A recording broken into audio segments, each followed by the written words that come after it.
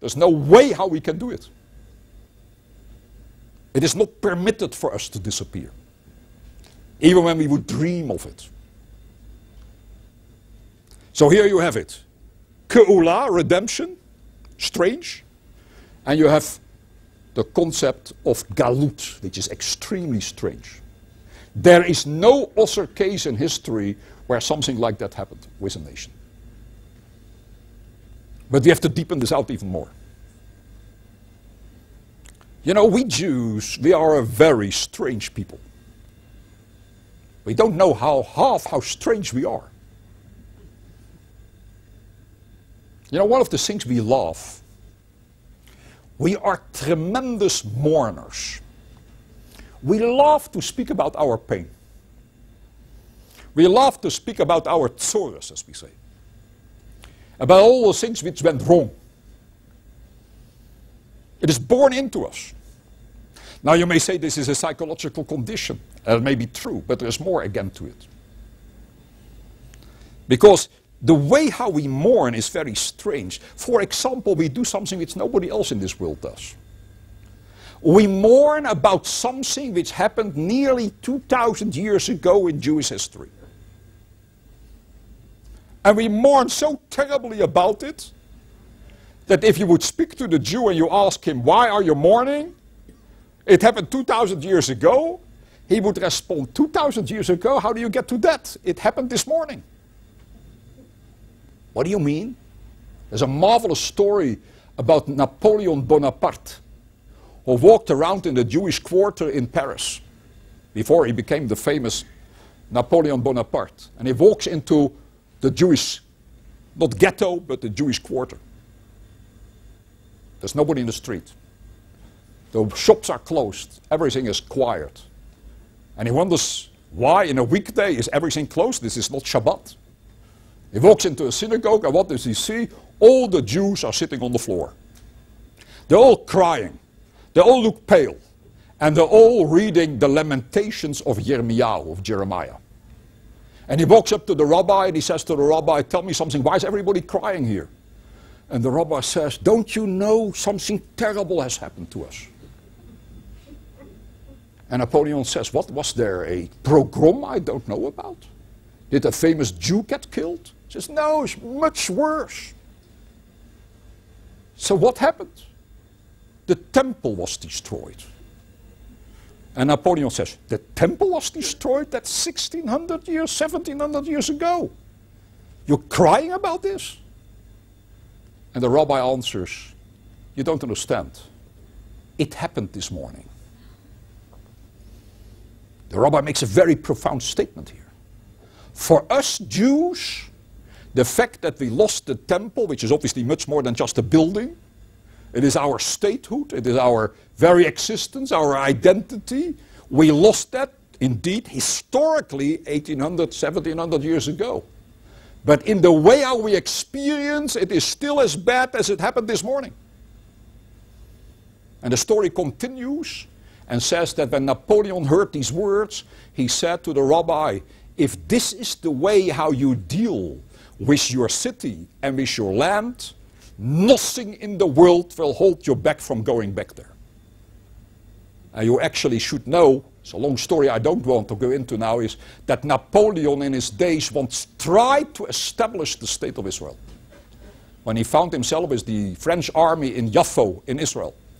And he sent out a proclamation to all the European Jewish communities to tell them, go home.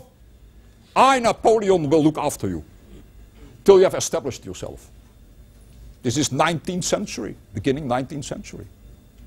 Can you imagine what would have been if he would have listened to this Napoleon? Or when he couldn't on the end, pulled it off? The whole of Jewish history would have been different. It didn't happen for all sorts of different reasons we shall not go into now. But it says a lot about the Jew. The Jew does a very interesting thing. He mourns, and he makes sure that he mourns about something which did not happen in history at all. It happened this morning. That's the way how he feels about it. Even today, when you walk around in certain shuls and certain synagogues, you will people see actually crying. I can see it myself in Jerusalem, where I live. It's like a personal experience. So we mourn. We have this inclination to do so, but here, well, what we are doing is this. We just don't mourn about what happened a long time ago. What we do is we take what happened a long time ago and we pull it to us and we make it into the present, into the now. It happened now. But then we are also very strange in also sense of the word. Not only that we are tremendous pessimists, we are also ultimate optimists.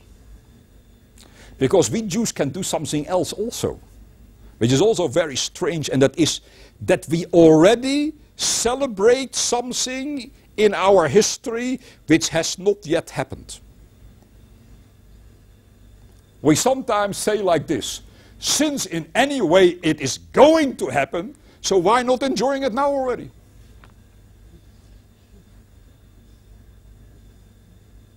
Think about the following, serious stuff here. There were Jews who celebrated Pesach in Auschwitz, in Treblinka. They tried to bake matzahs. They said part of the Seder night, the Exodus from Egypt. And in one of the things, as you know, at the very beginning, we say like this, once we were the Avadim, the slaves of Pharaoh, of the king of Egypt, but now we are Bnei Chorin, we are free people. Now we are free people. Where are you saying this? In Auschwitz? You're saying this in Treblinka and all these terrible places? But the Jews said it. And we look to this and we ask, and definitely the world around us asks us, how can the Jew do that? Why are you fooling yourself? Are you free now? You're probably worse off than you were in the days of Pharaoh. And the Jew responds, you don't understand. Since I know that one day I will be redeemed, and one day things will be better, and one day the Mashiach will come, the Messiah will come, you know what? I'm already going to celebrate it now. Even in Auschwitz. Even in the concentration camps. Because since in any way it's going to happen, why not already now being part of it? Same we do, for example, about other things like Shabbat. The rabbis tell us that Shabbat, our rest day, is ke'ein olam haba. It is like the world to come. Or it may mean, it is like the Messianic age. The Jew who celebrates Shabbat is living 24 hours in the Messianic age. Everything is beautiful. Everything is fine. Are we really living in the Messianic age? I don't think so. But the Jew says, you know what? Since in any way it will happen, I will take one day off and I'll already celebrate in the Messianic age. That's our unbelievable optimism. What we are doing, and here well again, what we are doing is this. We take the future, I should go on this side, we take the future and bring it to the present. On the other side, we take the past and also bring it to the present. We pull on both sides and bring it to the moment and we say we are experiencing it now. Or it is the destruction of the temple, or it is already the fantastic thing of the Messianic age. And you know what that does to us? It makes us eternal. Because the world around us, when it wants to hurt the Jew, he will look for the way how to get hold of the Jew. And the Jew will say, if you want to get me, I'm sorry to tell you, I am not there. You want to get me in history? I'm not there at all anymore. You want to get me into another situation concerning the future? I'm not there either. The Jew is uncatchable because he takes the history and his future and brings it to a place where the anti-Semitic world cannot enter, because the anti-Semitic world thinks in purely historical terms. Past, present, future. And the Jew does something else. The Jew says, I'm able to take history out of the boundaries of history. I take it out of the criteria of history. I work with different principles. And these principles make us Jews eternal, and therefore